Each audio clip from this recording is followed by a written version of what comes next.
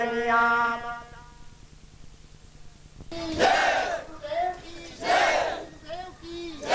गुरुदेव की गुरुदेव की गुरुदेव की गुरुदेव की गुरुदेव की गुरुदेव की।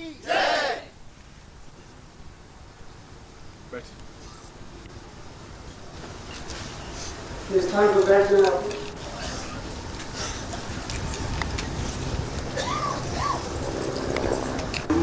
विचिन्त्यं पदं आत्मो सतां पूर्णमदैव ज्ञानं गुरुवै प्रपन्नं गुरुवै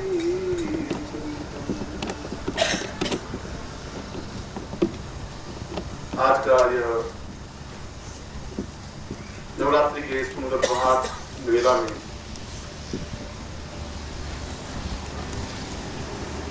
शंकराचार्य की इस वाणी के साथ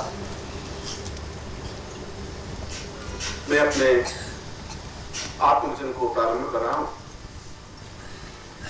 इस श्लोक में कुछ ऐसे महत्वपूर्ण प्रश्न उठाए हैं शंकराचार्य ने, जो उसके जीवन के दर्द हैं और जीवन की समस्याएं हैं, जीवन की बाधाएं हैं, उनके जीवन की एक अड़चन है। अड़चन और सन्यासी जीवन में तो रह ही नहीं सकती, संभव नहीं है। सन्यासी का तात्पर्य न्यास, छोड़ देना, त्याग कर देना, अपने पास में कुछ भी नहीं रखना। महावीर उच्च कोटि के नहीं, अद्वितीय सन्यासी थे जिन्होंने लंगोट तक भी नहीं रखी।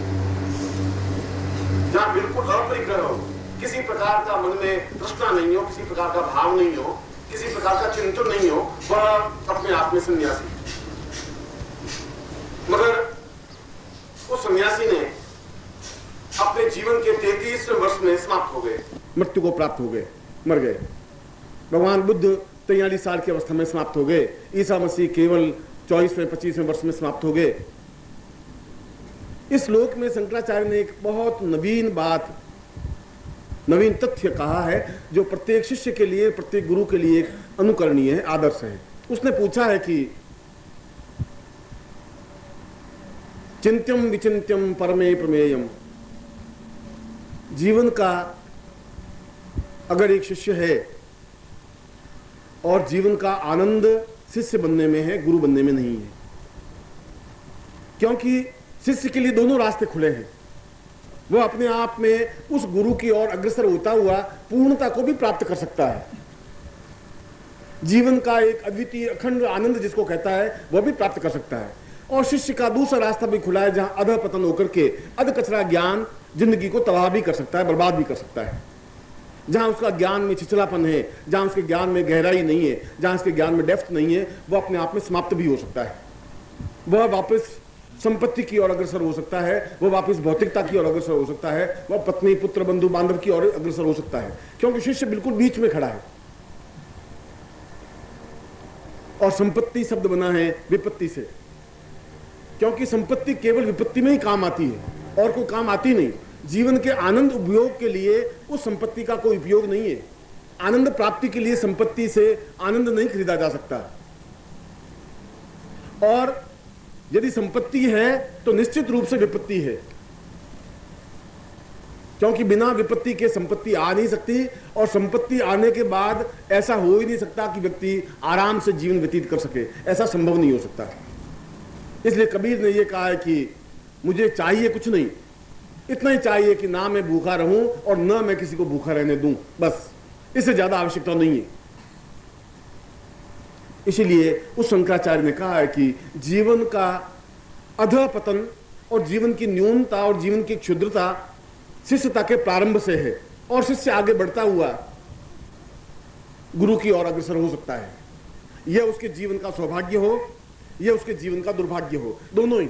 जीवन का दुर्भाग्य है कि अगर वह उस ज्ञान गंगा में पूर्णता से अवगाहन नहीं करे, पूर्णता से प्राप्त नहीं करे, यदि उसे पूर्ण ज्ञान को प्राप्त नहीं करे, और यहाँ पूर्ण ज्ञान का तात्पर्य कोई वेद शास्त्र उपनिषद पुराण पढ़ना नहीं है। यदि आपको ऋग्वेद का ज्ञान नहीं है तो जरूर नहीं है कि आप कोई ज्ञानी नहीं बन सके। ज्ञानी बनने के लिए ऋग्वेद के मंत्रों की जरूरत नहीं है। कबीर ने एक बार भी ऋग्वेद का मंत्र नहीं पढ़ा, सूर ने नहीं पढ़ा, मीरा ने नहीं पढ़ा, रैदास ने नहीं पढ़ा, नानक ने नहीं पढ़ा। इन लोगों ने उन उपनिषदों के ज्ञान की रचना नहीं की।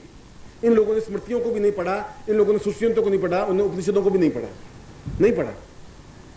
मगर उनके पास एक बात थी कि कबीरा खड़ा बाजार में लिए लकुटिया हाथ, जो घर बारे आपना चले हमारे साथ। जो अपना घर जलाने की क्षमता रखता हो, जो इस बात की चिंता नहीं करता हो कि क्या होगा, जो इस बात की परवाह नहीं करता कि आगे क्या होने वाला है, इस बात की जो परवाह नहीं कर सके, जो अपने आप में फना हो जाने की क्रिया करता हो, उसके लिए पूजा पाठ, उपासना, ध्यान, धारणा, नीति और ये सब वस्तु आवश्यक नहीं है, ये जरूरी नहीं है। उसके लिए हनुमान और राम और रामायण कुछ आवश्यकता नहीं है। आवश्यकता इस बात की है कि वह अपने आप में एक जीव में स्थित हो सके, अपने आप में पूर्ण सक्षम हो सके। जहां भूमानंद कह रहे हैं कि अहम ब्रह्मास्मि तुम शब्द बोलो, वह अहम के दोनों तात्पर्य हैं। अहम का तात्पर्य है इतना अधिक घमंड, और अहम शब्द बना है हमारी पूरी वर्णमाला अ से लगा करके ह तक है, अ आ ई से लगा करके स स स ह। इतना सब कुछ जो कचरा है इसमें, बहुत कचरा है इस वर्णमाला में। छिछला ज्ञान है, झूठ है, छल है। गाली देंगे तो इन अ से लगा के ह तक के बीच में गाली देंगे, निंदा करेंगे तो अ से ह तक के बीच में, और जो कुछ करेंगे अ से ह तक के बीच में सारे खेल हो जाते हैं। इसलिए अ से शुरू होकर ह तक का जो कुछ है वो अहम हमें जीवन में नहीं चाहिए। यह अहम जीवन का बहुत बड़ा एक व्याघात है। बहुत बड़ा व्याघात यह है कि जो ही व्यक्ति में यह भावना आती है कि मैं ज्ञानी हूं, वह ज्ञान से समाप्त हो जाता है।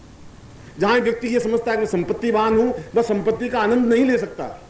जीवन में आनंद के लिए अहम का त्याग करना अत्यधिक आवश्यक है, और व्यक्ति त्याग नहीं कर सकता, क्योंकि जो भोग की अवस्था पे खड़ा है वह योग की माया नहीं जान सकता। इसलिए शंकराचार्य ने एक बहुत सुंदर पंक्ति, एक बहुत अनूठा वचन, एक बहुत अमृतमय वचन कहा है इस श्लोक में। और मैं सोचता हूं कि पूरे अगर शंकराचार्य के ग्रंथों को अध्ययन करें, उनके पूरे जीवन को अध्ययन करें, तो यह शब्द उसके जीवन का एक सारभूत शब्द है, जो उसने जिंदगी की मृत्यु के केवल 4 घंटे पहले इस श्लोक की रचना की। उसने कहा कि यह धरती, जिस धरती पर हम खड़े हैं, यह धरती जब 1000 वर्ष तक तपस्या करती है तो एक महापुरुष पैदा होता है। बार बार महापुरुष पैदा नहीं होते, बार बार ज्ञानी भी पैदा नहीं होते, बार बार चैतन्य पैदा नहीं होते, बार बार शंकराचार्य पैदा नहीं होते। मैंने उस दिन भी बताया कि तुम्हें वशिष्ठ के बाद 2500 वर्षों के बाद में राम की उत्पत्ति हुई, राम की रचना हुई। और आप कहें कि राम की रचना, राम की उत्पत्ति 2500 वर्षों बाद, वशिष्ठ के बाद। मैं वशिष्ठ जब शब्द कह रहा हूं तो वशिष्ठ राम की 8वीं पीढ़ी पहले, रघु, जहां से रघुवंश शुरू हुआ, उनके भी गुरु ही थे, वशिष्ठ ही गुरु थे। और 8 पीढ़ियां समाप्त हो गई, रघु समाप्त हो गए, उसके बाद दूसरा, तीसरा, और राम के बाद में लव कुश के भी गुरु वशिष्ठ ही रहे, परीक्षित भी गुरु वही रहे। इसलिए यह जीवन की सारी व्यवस्थाएं, और राम के बाद कृष्ण, और कृष्ण के बाद बुद्ध, और बुद्ध के बाद महावीर और शंकराचार्य, कुल हमारे पूरे शास्त्रों का निचोड़ हम पृथ्वी पर निचोड़ देखें तो कुल 15-20 आदमियों से ज्यादा आदमी पैदा ही नहीं हुए अभी तक। पूरे